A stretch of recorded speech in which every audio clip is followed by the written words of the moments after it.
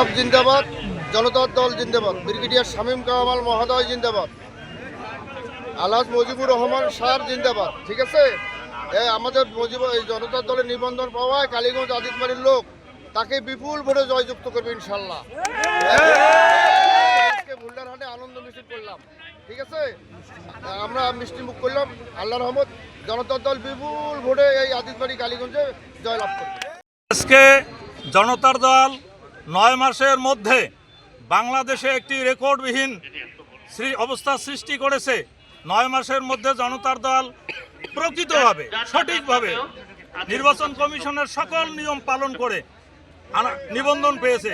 এই জন্য আমরা আনন্দে, এলাকাবাসী জনতার দলের পক্ষে আমরা আনন্দ মিছিল করতেছি নিবন্ধনের জন্য। কামাল স্যার একটা দল সৃষ্টি করেছেন, সে দলটার নাম হলো জনতার দল। গত কয়েকদিন আগে এই দলটি নিবন্ধন হয়েছে। আমরা এই নিবন্ধন হওয়ার আনন্দে আজকে প্রত্যেকটা ইউনিয়নে আদিতমারি কালীগঞ্জের মানুষ আমরা আনন্দ মিছিল করছি। উনি যদি নির্বাচিত হন, আদিতমারি কালীগঞ্জের মাটিতে কোনো সন্ত্রাস থাকবে না, কোনো টেন্ডারবাজি হবে না, অনিয়ম হবে না।